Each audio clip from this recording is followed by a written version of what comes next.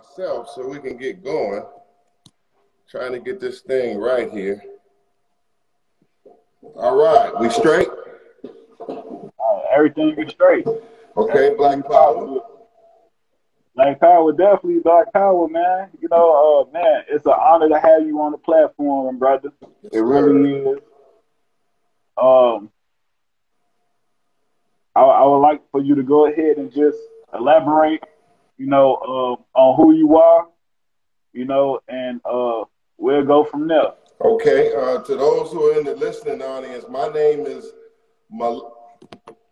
let me get this, make sure it don't move here. I'm sorry. It's okay. Let me just get all the way. Let me just get it straight. Okay, yeah.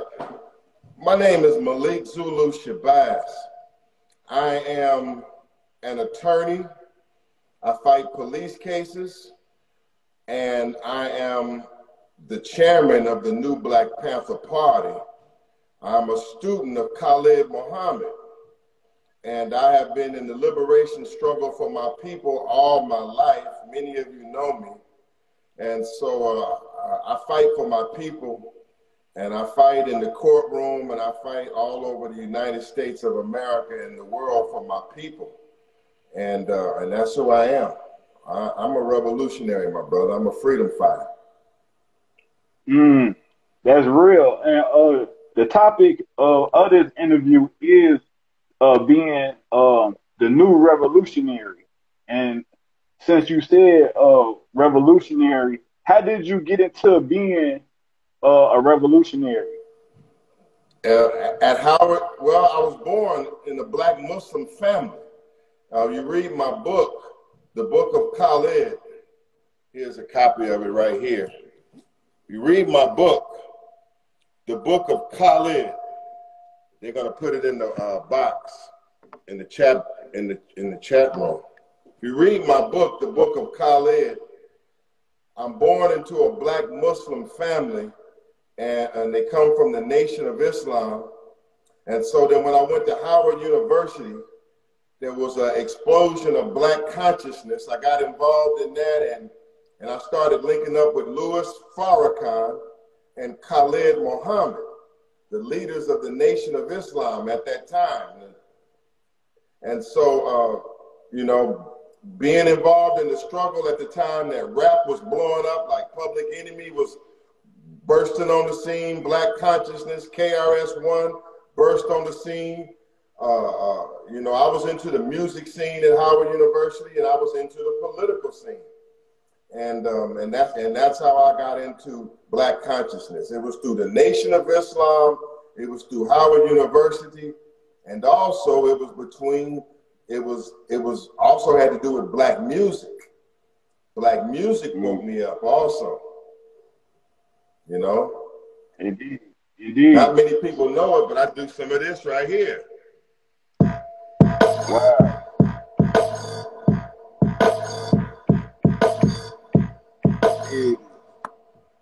I just they don't know that part about Zulu, you know. That's exclusive right DJ there. Yeah, we Zulu. definitely Hold on. Look, I just got these right here. Hold on. I just got these. I just got to get the rest of the setup, but I just got these, feeling like the old days, you know. That's real right there.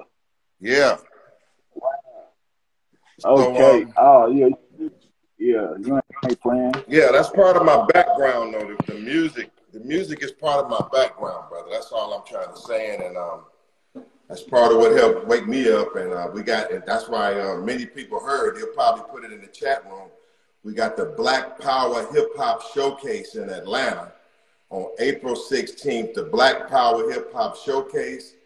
And I got Bun B coming through. He got a new album out. Bun B is going to be my main person there. And I got 40 of the hottest new revolutionary Black Panther rappers coming from all over the country to Atlanta on April 16th. And they're going to put that in the chat room. So that's a little bit about me. Hey, that what it is, and I definitely support that event. I've been promoting that on my Facebook and things of that nature. I think that's going to be a phenomenal event. where you could get some black conscious rappers, amongst each other, like-minded individuals around each other, to kick a positive vibe at the end of the day. So yeah. That being said, just so people get an understanding of you are the new Black Panther Party, not the Black Panther Party, because sometimes people get that confused, and I'm saying that because I'm from Chicago, and somebody asked me, like, because I promoted the interview, somebody asked me, like, hey, is he the Black Panther Party? And I'm like, yeah, he the new Black Panther Party. So, it's a difference, correct? There is a difference, but there are many similarities. Our website is blackpanthermovement.org, blackpanthermovement.org. And the new Black Panther Party has been around since 1989, which is the year that the founder of the Black Panther Party, Brother Huey Newton, died. And so the Black Panther Party from Huey Newton and Brother Bobby Seale, who we respect greatly, they were destroyed. Their organization was destroyed in around 1974 or 75 by the FBI and the U.S. government. And so some brothers in the new Black Panther Party, they started it back in '89 in Dallas, Texas. And later on, Khalid Muhammad became the chairman. And then he died in 2001, and then I became the chairman. And then my good brother Hashim Nzinga from 2013 to 2020 was the chairman. Unfortunately, he passed. And so I'm back at the helm again. And the new Black Panther Party is growing strong all over America. We are in 50 cities, and we have many of the same type of sisters and brothers from in the 60s is the same type today. Same type of urban brothers who don't believe in turning the other cheek and believe in standing up for self-defense and being strong and being black. It's the same thing. That's real. And with that being said, I do want to say that I acknowledge that you had a gang or organizational summit, and that's how that what made me really reach out to you.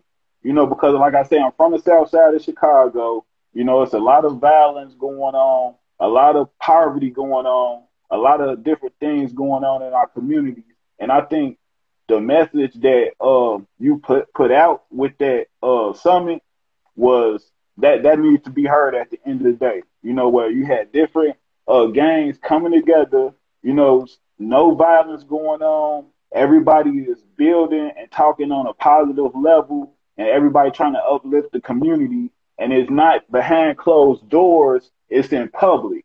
And I think that needs to be seen, and you're the one who put that together. So if you could just speak about the impact that had, if you could just speak about that a little bit. Thank you. Thank you so much for bringing up our gang summits, because one of the top works that we are engaged in, and our top focus is working on what they call gangs or street organizations. And we've had these gang summits in New York City and in Jacksonville and in Oklahoma. And we have a big national gang summit on Juneteenth weekend in Jackson, Mississippi. Jackson, Mississippi, that's June 18th. And we have the vice lords, all the vice lords, the almighty vice lords, the conservative vice lords, the insane vice lords, Crips from all over the country, or Bloods from all over the country, but none of them are coming to do harm to each other. They're all coming to say that we're tired of killing each other, and we're tired as gang members from slaughtering ourselves, and we want a better way for our future and our communities and our babies. And they want to be a part of the liberation struggle. So, working among street organizations and gangs is big. I'm from Los Angeles, California. I know all about it. I've seen Crips, or what they call cripping, proliferate all over the country. I've seen Blooding proliferate all over the country. And we've seen a lot of lives been lost. But we are the new Black Panther Party is the group that they feel. It's the group that they respect. Because they're hard and we're hard. You know, they're strapped and we're strapped. Okay, and so we're the group that can get in amongst these gang members and help them to unite with the new Black Panther Party and other freedom organizations like the Huey P. Newton Gun Club and all of the new self-defense groups. You know, there's self-defense is spreading like wildfire.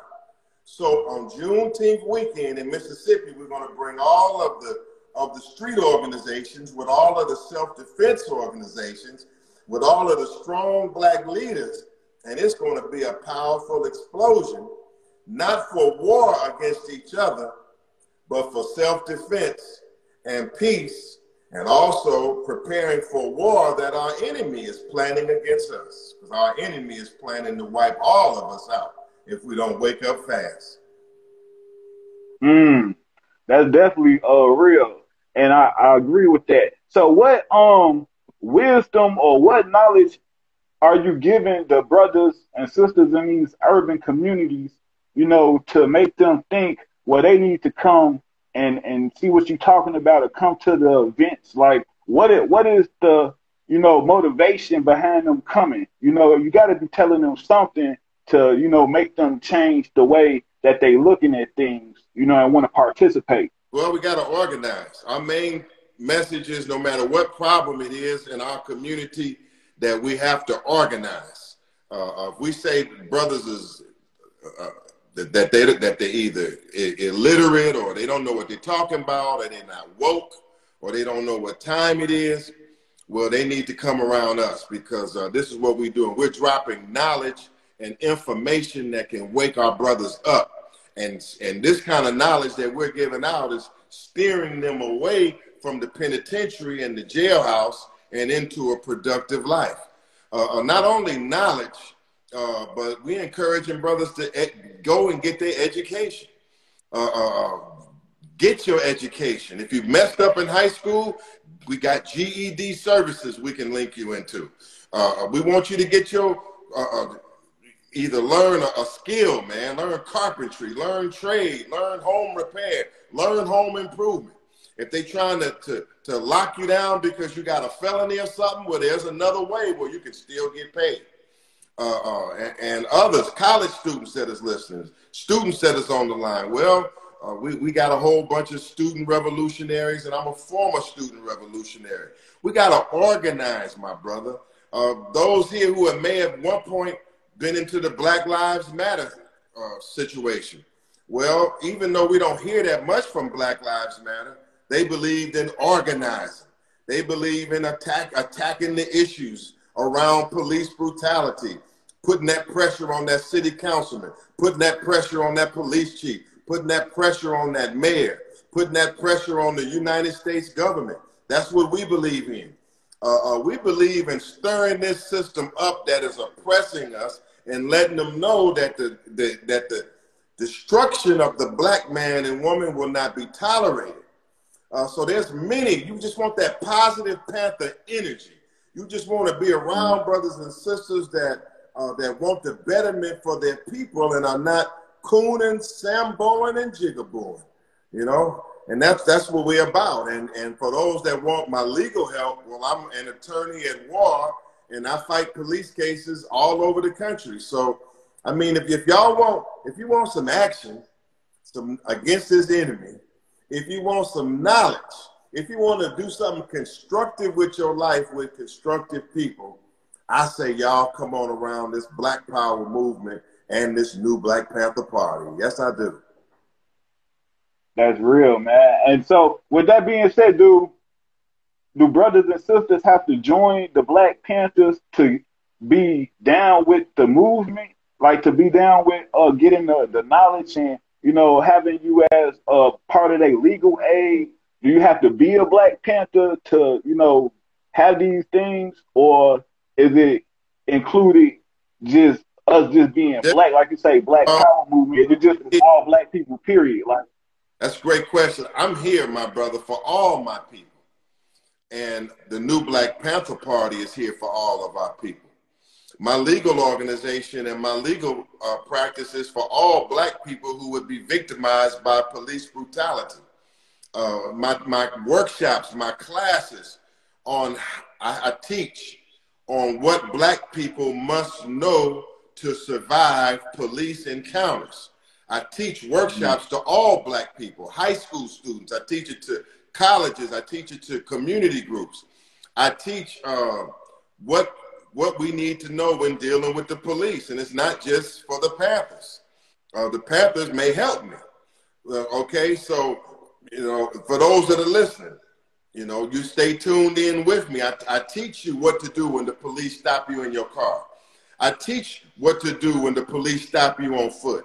I teach you what probable cause is. I teach what reasonable suspicion is. I teach you what to do when the police ask you, can they search you? You know, as an attorney, I teach this to all my people. The new Black Panther Party serves all black people, whether they become Panthers or not. Food drives, clothing drives. We have brothers right now that are on the Ukrainian border with Poland. They are at the Ukrainian border right now with Poland, helping to get people across that border, making sure that they got blankets, making sure they got finances, making sure they got food. All throughout Europe, we have men now on the ground in Europe. I'm talking about this new Black Panther Party. They're headed to South Africa. I'm sending a team to South Africa, and they are going there for a big mission and a big meeting with other African leaders in about a week or so. So we are, I know we got brothers and sisters from Africa here on the line. So all over the planet we are. Other things that we do, and I know y'all gonna like this, and I'll be talking about it on my live show Thursday. On Thursday morning at 11 a.m. Eastern, I want y'all to join my live show because the subject matter is Black folks, survival, and self-defense. Black folks, survival, and self-defense. And I got all of the leading gun trainers and the leading gun groups in America, the leading experts. And they are going to be on the show.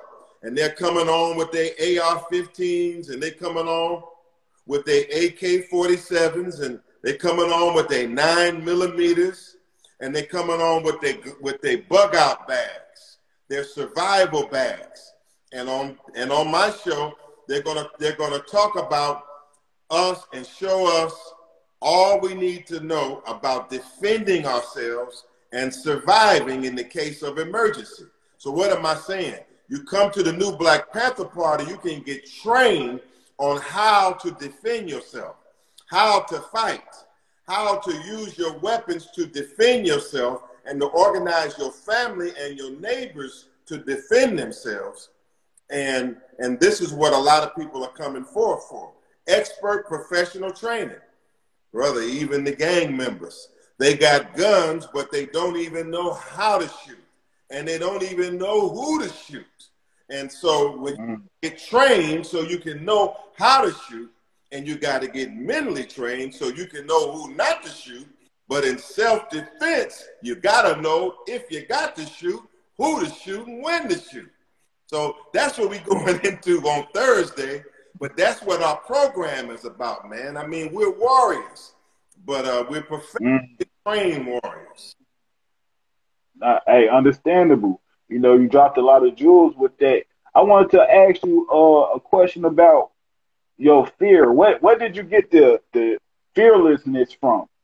You know, to push the way you push. What gave you that oomph? What gave you that confidence and that fearlessness to go against all the different elements that you're going against with, you know, being a revolutionary in these Americas?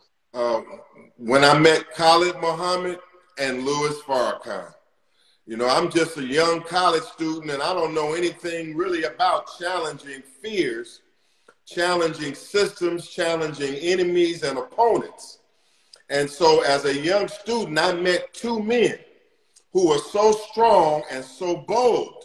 And once again, I talk about them in my book, the book of Khalid. It tells you how I became to lose fear. And so what my brother is in helping those men as a student while they were under attack from the U.S. government, while they were under attack from the newspapers, the TV, and everywhere they went, they were opposed. I learned what a strong black man is.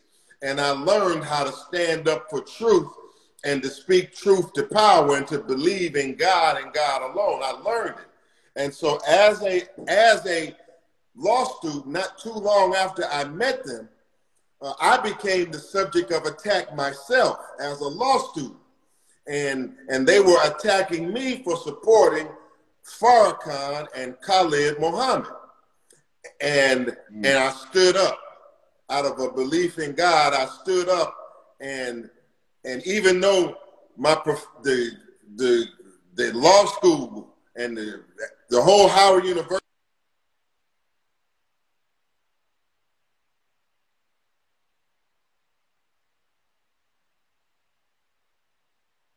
let me plug up here. Even though, my brother, I was threatened. How are you? I was threatened as a law student. Let me get this set up here right. I'm sorry. Oh, good, bro. Even though, my brother, I was threatened, right? I was threatened as a law student. I was threatened that I would never be able to graduate and become a lawyer.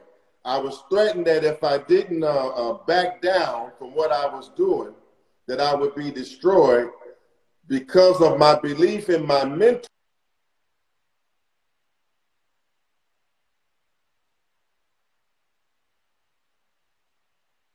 I don't know why it keeps blanking out right now.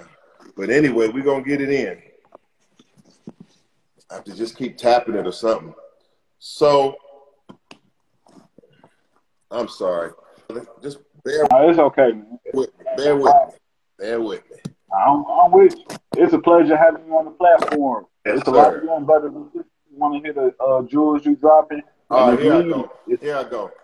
Okay, so the bottom line to it is, my brother, is when everything I had was threatened, and even when my parents was on my back, and the university was on my back, and some of my colleagues was on my back, I stood up for what I knew to be the truth, and I was victorious.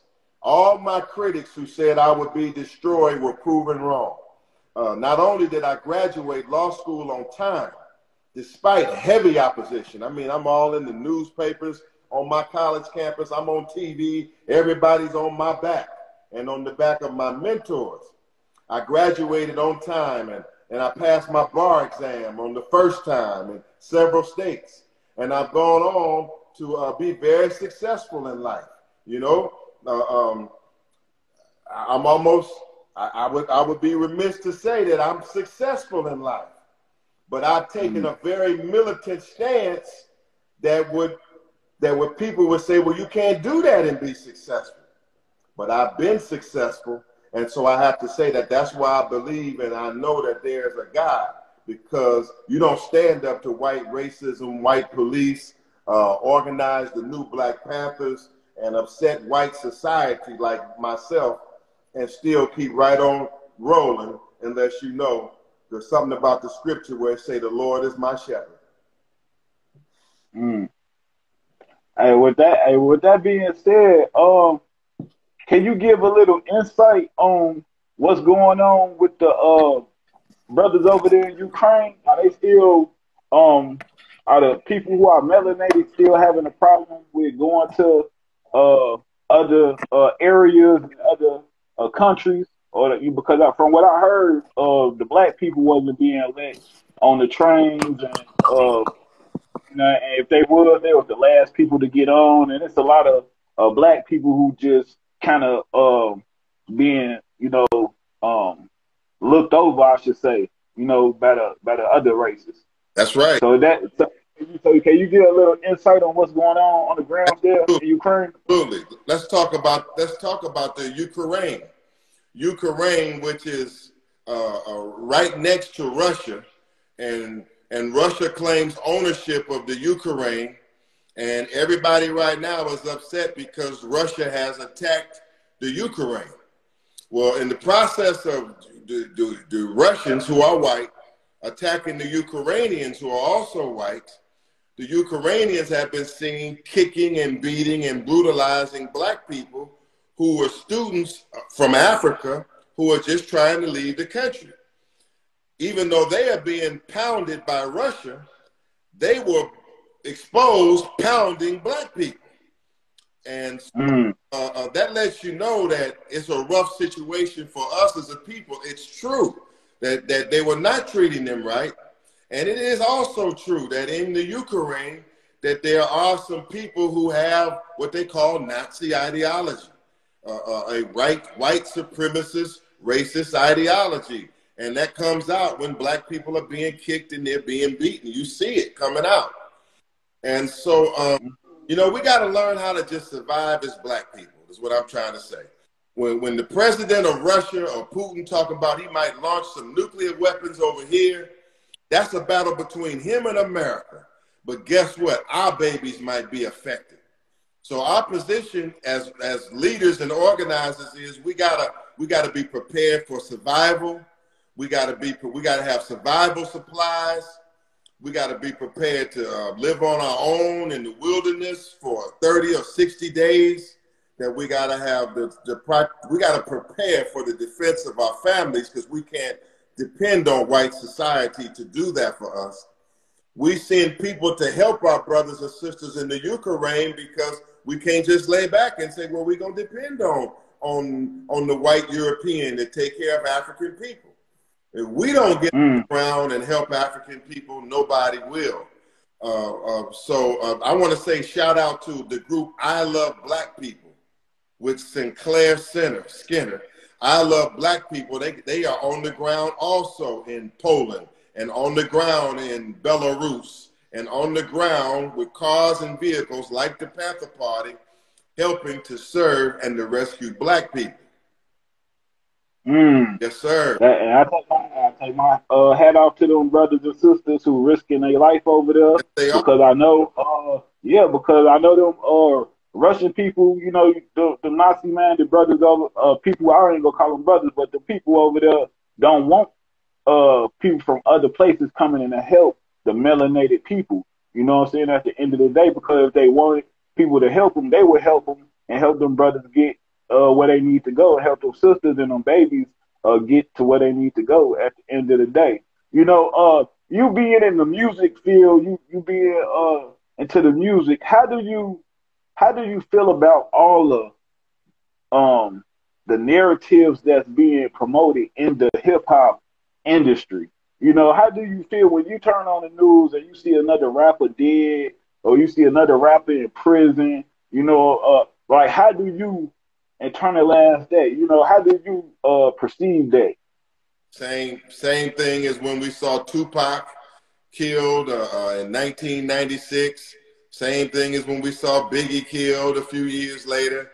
It hurts. It's sad.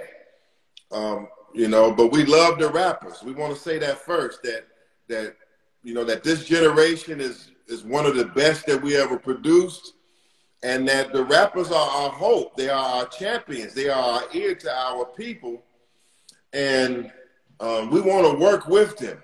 You know, we're not on a mission. We're not like C. Dolores Tucker, or we're not on a mission to crush all rappers. We just want them to understand. We just want a better relationship with the rappers right now. And so, you know, we trying to reduce the violence in hip hop. We don't want to see our young stars gunned down, dead, and killed. And we don't want to see them rapping in a way that it leads to our complete destruction. Yes, we have to keep it real. We have to keep it real about what's happening in the hood. But it's also real that the police are killing us, and that as much as we talk about busting shots and Glocks on sisters and brothers, I need to hear some, on these records, some busting shots and Glocks on some others that are killing us. You know what I mean? While they're rapping about killing each other and going insane, I also need them to talk about how we are getting crushed and what we're going to do about the Ukraine. You see what I mean? Mm-hmm. So we want to just get into the mind of the brothers and sisters and let them know that that rap music and music can change the world. You know, that's why we have the hip hop showcase in Atlanta, April 16th. That's why New Black Party is developing a team of rappers, man, because music can change the world. We want a cultural revolution, a musical revolution, a social revolution, a whole change of mind and a change in way of life.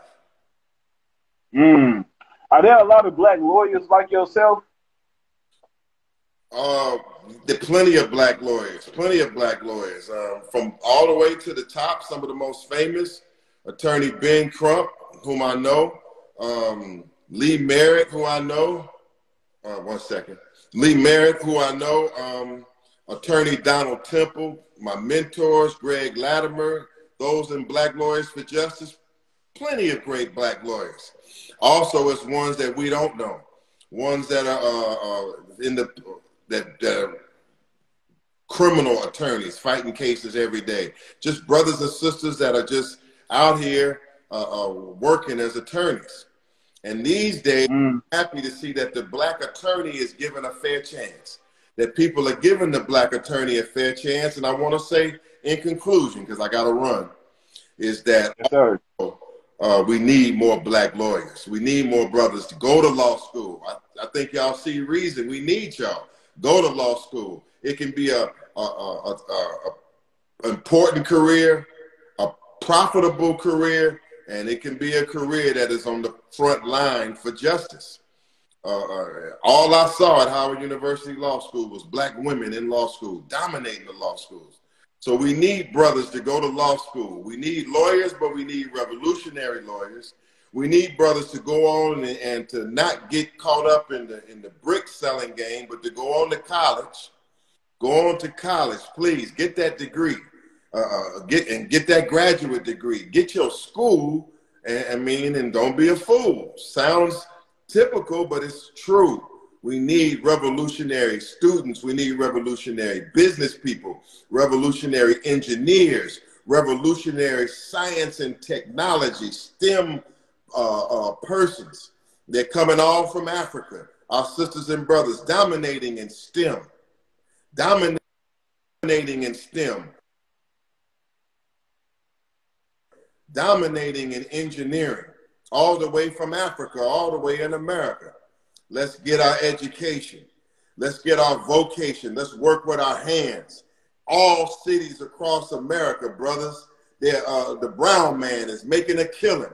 He's making a killing renovating and remodeling homes and drywalling and painting and doing all those things. They're making a killing everywhere because all of these cities are being renovated, but it's being taken by the brown man and the white man instead of being rebuilt and developed by the black man. But these are some of the things we are doing. We are developing land, as I conclude. We are developing land in the Panther Party. We do have lawyers and fighting on the front lines. We are over there in the Ukraine fighting for our people. And so I just say, brother, you just stay tuned to us. And we'll be right here. My text, I'm going to give out a number. They should put it in the chat room. They can text 202-699-1046.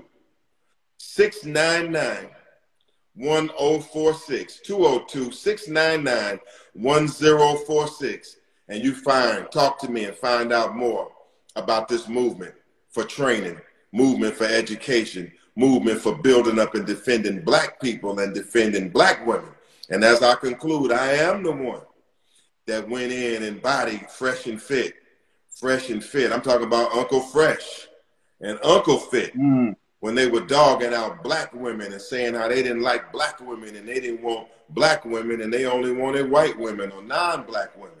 I am that man. And so I'll be on Instagram on Thursday. I'll be on Instagram on Thursday, 11 a.m. Eastern. And you tune on in. We're going to be talking more of this kind of strong black talk. I appreciate you, my brother.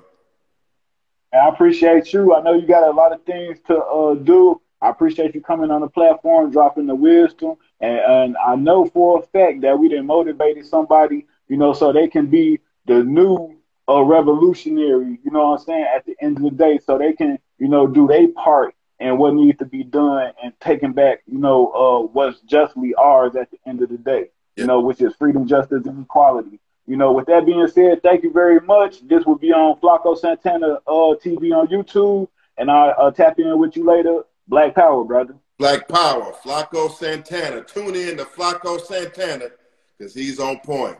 Black Power. Black Power, brother.